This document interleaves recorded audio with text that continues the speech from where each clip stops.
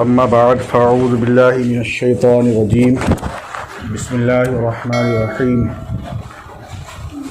الا بذکر اللہ تطمئن القلوب آمنت باللہ صدق اللہ مولانا العظیم وبلغنا رسولہ النبی الامین المتین الکریم نحن علی ذلک لمن الشاہدین والشاکرین والحمد للہ رب العالمین۔ آئیے حضرات، ہم سب مل کر سب سے پہلے گنبد خضرا میں آرام فرمانے والے آقا، لمبے لمبے ہاتھوں سے بھیک دینے والے داتا، بے کسوں کے کس بے بسوں کے بس، جناب احمد مجتبیٰ حضرت محمد مصطفیٰ صلی اللہ علیہ وسلم کی بارگاہ رسالت میں بلند آواز سے درود پاک کا نذرانہ پیش کریں۔ بڑے بابا سے بلند اللہم صلی علی سیدنا و شفینا و کریمینا و ملجانا و مولانا محمد مبارک وسلم صلو علیہ صلاۃ و سلام علیک یا رسول اللہ یا نبی اللہ یا حبیب اللہ صلی اللہ تعالی علیہ وسلم۔ ایک مرتبہ اور درود پاک پڑھیں۔ صلی اللہ علی النبی علیہ صلی اللہ علیہ وسلم، صلاۃ و سلام علیک یا رسول اللہ یا نبی اللہ یا حبیب اللہ صلی اللہ تعالی علیہ وسلم۔ آنکھیں رو رو کے سجانے والے، آنکھیں رو رو کے سجانے والے، جانے والے نہیں آنے والے،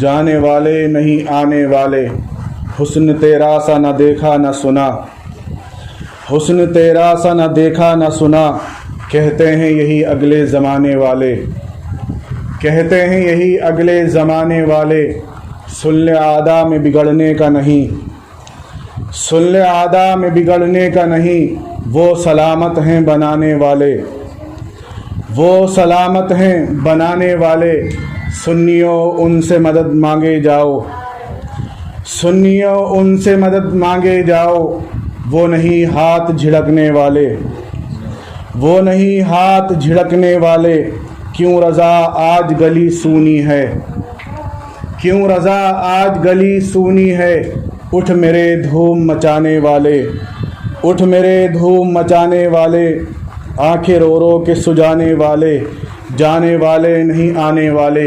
ایک مرتبہ اور بلند آواز سے درود پاک پڑھیں۔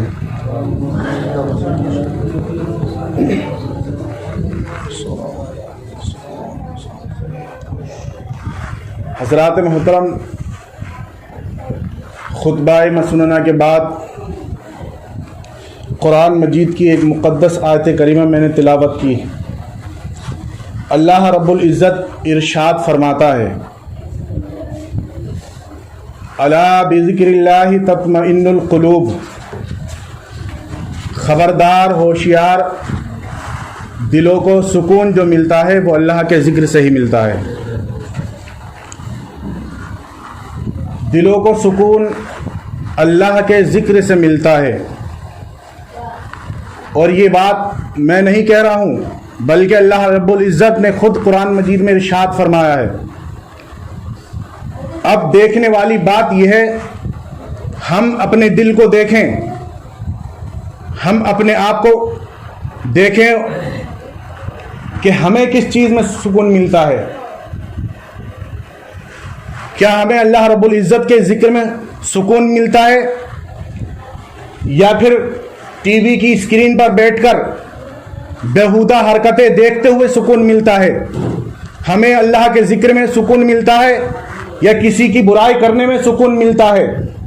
ہمیں اللہ کے ذکر میں سکون ملتا ہے یا کسی کی چغلی کرنے میں سکون ملتا ہے؟ ہمیں اللہ کے ذکر میں سکون ملتا ہے یا کسی کو گالی بکنے میں سکون ملتا ہے؟ ہمیں اللہ کے ذکر میں سکون ملتا ہے یا پھر دوسری طریقوں میں سکون ملتا ہے؟ کچھ لوگوں کو سکون اللہ کے ذکر میں سکون ملتا ہے، کچھ کو ٹی وی کے سامنے بیٹھ کر سکون ملتا ہے، کچھ کو موبائل کے اسکرین پر سکون ملتا ہے، کسی کو کسی کی برائی کر کے سکون ملتا ہے، اور کسی کو بیہودہ حرکتیں دیکھتے ہوئے سکون ملتا ہے۔ انہیں کیوں ان چیزوں میں سکون ملتا ہے؟ کیونکہ انہوں نے اپنے لیے سکون کو تلاش اسی میں کیا ہے۔ اگر انہوں نے اللہ کے ذکر میں سکون تلاش کیا ہوتا تو قسم خدا کی انہیں اللہ کے ذکر میں سکون ملتا. انہیں اللہ کے ذکر میں سکون نہیں ملتا ہے, اسی لیے تو ہم اور آپ نماز سے دور بھاگتے ہیں. ہمیں اللہ کے ذکر میں سکون نہیں ملتا ہے, اسی لیے ہم نماز سے دور بھاگتے ہیں. ہمیں قرآن میں سکون نہیں ملتا ہے, اسی لیے ہم قرآن سے دور بھاگتے ہیں. ہمیں درود پاک میں سکون نہیں ملتا ہے, اسی لیے ہم درود پاک سے دور بھاگتے ہیں. اگر ہم نے قرآن مجید میں سکون تلاش کیا ہوتا, اگر ہم نے نماز میں سکون تلاش کیا ہوتا, اگر ہم نے اللہ کے نبی صلی اللہ علیہ وسلم کے اوپر درود پاک پڑھ کر سکون تلاش کیا ہوتا تو ہمیں درود پاک میں سکون ملتا, ہمیں قرآن میں سکون ملتا, ہمیں نماز میں سکون ملتا. ہمیں نماز میں سکون نہیں ہے. کیوں نہیں ہے؟ کیونکہ ہم نے اس میں سکون کو تلاش ہی نہیں کیا ہے. اگر ہم نے تلاش کیا ہوتا تو قسم خدا کی ہمیں ضرور سکون ملتا اس میں. الا بذکر اللہ تطمئن القلوب, خبردار ہوشیار, دلوں کو سکون اللہ کے ذکر میں ہی ملتا ہے. یہ دوسری بات ہے کہ ہم نے اس میں سکون کو تلاشنا بند کر دیا ہے. اگر ہم نے اس میں سکون کو تلاشا ہوتا, اگر ہم نے اس میں نماز میں, قرآن میں, درود پاک میں, جو دوسرے نیک کام ہیں اس میں سکون کو تلاشا ہوتا تو ہمیں ضرور اس میں سکون ملتا. آئیے میں اپنی بات کو آگے بڑھاؤں. اللہ رب العزت نے 1,24,000 یا 2,24,000 کم و بیش پیغمبر اس دنیا کے اندر تشریف فرمائے. اب ان کی زندگی کو دیکھیں, ان کے بعد صحابہ کرام رضی اللہ تبارک و تعالی عنہ کی زندگی کو دیکھیں, اس کے بعد اولیاء کرام رضی اللہ تبارک و تعالی عنہ کی زندگی کو دیکھیں کہ انہوں نے کس چیز میں سکون کو تلاش کیا. اللہ کے نبی صلی اللہ علیہ وسلم نے جب اعلان نبوت فرمایا, اس سے پہلے لوگ گمراہی کے دلدل میں گرے ہوئے تھے, اس سے پہلے لوگ گناہوں میں ملوث تھے, اس سے پہلے لوگ شرک کھلے عام کیا کرتے تھے, اس سے پہلے لوگ کفر میں مبتلا تھے. لیکن جیسے ہی اللہ کے نبی صلی اللہ علیہ وسلم نے اعلان نبوت کیا, اللہ کے نبی صلی اللہ علیہ وسلم نے ارشاد فرمایا کہ میں اللہ کا نبی ہوں اور تم مجھے نبی مانو اور اللہ رب العزت کو اپنا خدا مانو. اس کے بعد جس نے نبی پاک صلی اللہ علیہ وسلم کو اللہ کا نبی مانا اور اللہ رب العزت کو اپنا خدا مانا, اپنا معبود مانا, اس کے بعد دیکھیں کہ انہوں نے اپنی زندگی کو کس طرح گزارا ہے, انہوں نے اپنے شب و روز کس طرح سے گزارے ہیں. اللہ اور اس کے نبی صلی اللہ علیہ وسلم کے کہنے کے مطابق انہوں نے اپنی زندگی گزاری. جن کے دلوں کو سکون نہیں تھا ان کو نماز پڑھ کر سکون مل گیا, ان کو قرآن پڑھ کر سکون مل گیا, ان کو کلمہ پڑھ کر سکون مل گیا. اگر ہم بھی ان چیزوں کو کریں قسم خدا کی ہمیں بھی اس میں ضرور سکون ملے گا. الا بذکر اللہ تطمئن القلوب, خبردار ہوشیار, دلوں کو سکون اللہ کے ذکر میں ملتا ہے. دیکھیں ہمیں اللہ رب العزت نے اس دنیا کے اندر انسان بنا کر بھیجا. میں آپ کو بتاؤں, حضرت موسیٰ علیہ السلام کوہ طور پر تشریف لے جا رہے تھے, راستے میں آپ کو خنزیر ملا. اس نے حضرت موسیٰ علیہ السلام سے عرض کیا کہ آپ اللہ رب العزت کی بارگاہ میں جا رہے ہیں, اللہ رب العزت سے ہم کلام ہونے کے لیے جا رہے ہیں, میرا ایک عریضہ ہے, اللہ رب العزت کی بارگاہ میں رکھ دینا, اللہ رب العزت سے پیش کر دینا اللہ رب العزت کی بارگاہ میں. حضرت موسیٰ علیہ السلام نے پوچھا کیا بات ہے؟ اس نے کہا کہ اللہ رب العزت نے مجھے اتنا گندا, اتنا ناپاک جانور بنایا ہے کہ لوگ مجھے دیکھتے ہیں تو گھن کرتے ہیں, مجھ سے دور بھاگتے ہیں. اگر میرا جسم کسی کے کپڑوں سے لگ جائے تو اس کے کپڑے ناپاک ہو جاتے ہیں. اللہ رب العزت سے یہ بات میری عرض کرنا کہ اللہ رب العزت تو مجھے انسان بنا دے. حضرت موسیٰ علیہ السلام کو طور پر تشریف لے گئے, اللہ رب العزت سے ہم کلام ہوئے, اللہ رب العزت سے اپنی بات رکھی اور اسی درمیان میں خنزیر کی اس بات کو رکھ دیا کہ خنزیر کہتا ہے کہ اللہ تو مجھے انسان بنا دے. اللہ رب العزت نے ارشاد فرمایا اے موسیٰ اس سے کہنا ہم تجھے انسان تو بنا دیں گے لیکن مسلمان نہیں بنائیں گے.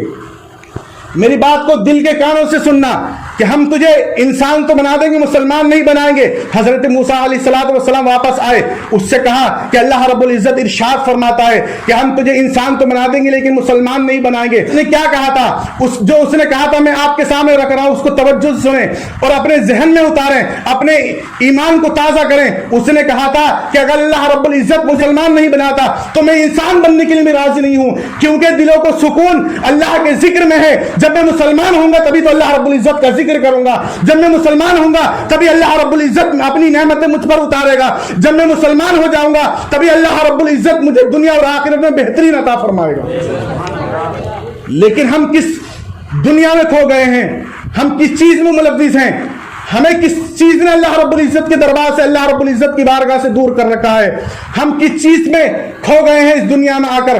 قسم خدا کی اگر ہم صحابہ کرام کی زندگی کو دیکھیں, جب صحابہ کرام رضی اللہ تبارک و تعالی عنہ نے نبی پاک صلی اللہ علیہ وسلم کی زبانی جب اس بات کو سنا کہ گناہوں کے قریب نہ جاؤ, جوا مت کھیلو, چوری مت کرو, سٹے بازی مت کرو, سود اور بیاج پہ پیسہ مت اٹھاؤ, اپنے نہ کسی سے خریدو نہ کسی کو دو, جب اس بات کو اللہ کے نبی صلی اللہ علیہ وسلم نے صحابہ کرام کے درمیان میں رکھا اور جب صحابہ کرام نے توبہ کی ان گناہوں سے کلمہ پڑھنے کے بعد, تو قسم خدا کی ان کو موت تو آ گئی لیکن انہوں نے گناہوں کو اپنے قریب نہیں آنے دیا. آج ہم کس دلدل میں گم ہو گئے ہیں. کیا ہمیں مرنا نہیں ہے؟ کیا ہمیں اللہ رب العزت کی بارگاہ میں جا کر حساب و کتاب نہیں دینا ہے؟ کیا اللہ رب العزت ہم سے نہیں پوچھے گا کہ دنیا میں جا کر تم نے کیا کیا تھا؟ اللہ کے نبی صلی اللہ علیہ وسلم ارشاد فرماتے ہیں بروز محشر اللہ رب العزت ایک ایک انسان کو اپنے سامنے اپنے حضور پیش کرے گا اور اس کو جب تک اپنے دربار سے ہٹنے نہیں دے گا, اپنے حضور سے ہٹنے نہیں دے گا جب تک اس سے سوال نہ کر لے. وہ 3 سوال کیا ہیں؟ اللہ رب العزت ارشاد فرمائے گا اے میرے بندے میں نے تجھے دنیا کے اندر بھیجا تھا, بتا تو نے روپیہ کمایا کہاں سے تھا اور کہاں پر خرچ کیا تھا. جب تک اللہ رب العزت یہ 2-3 سوال اللہ رب العزت ہر انسان سے نہیں کر لے گا, اپنے سامنے سے ہٹنے نہیں دے گا.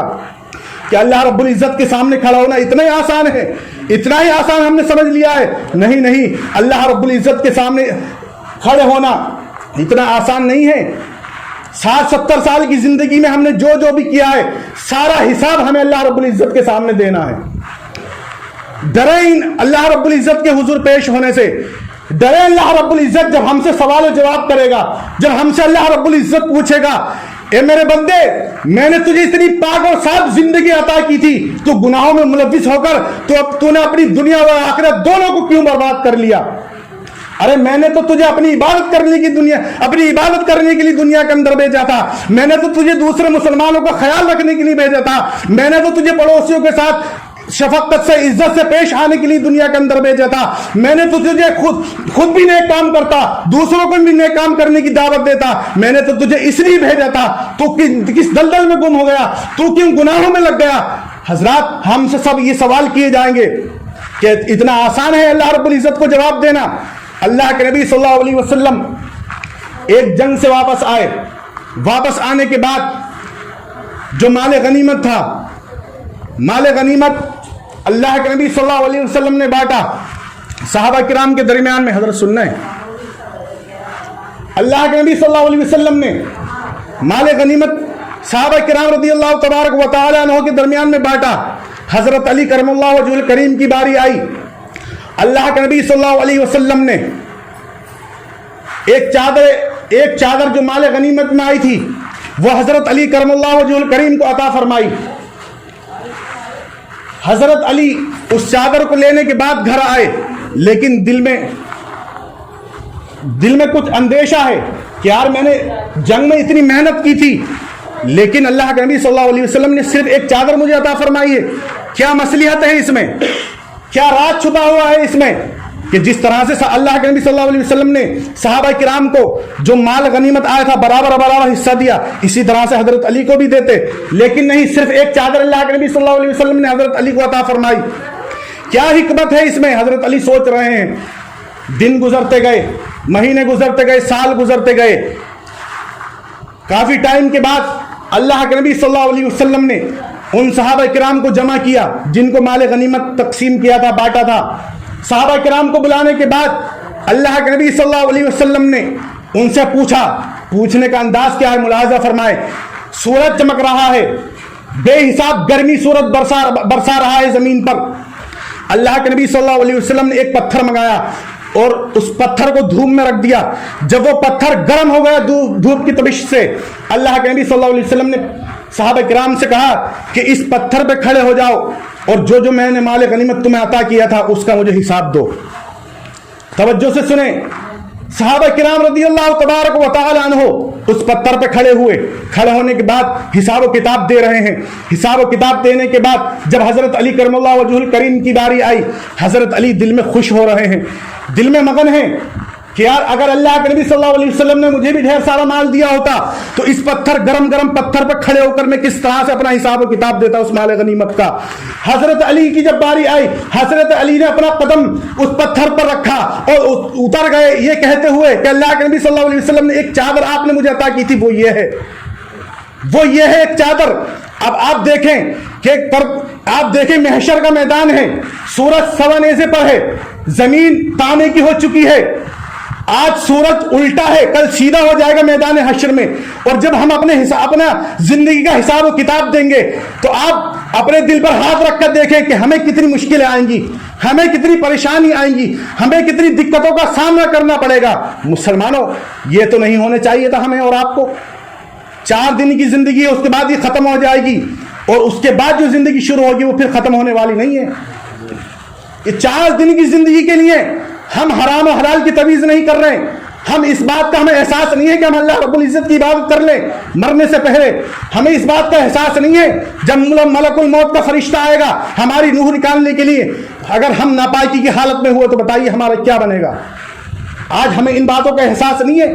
احساس پیدا کریں اپنے اندر اور اللہ رب العزت کی بارگاہ میں پچھلے گناہوں سے توبہ کریں.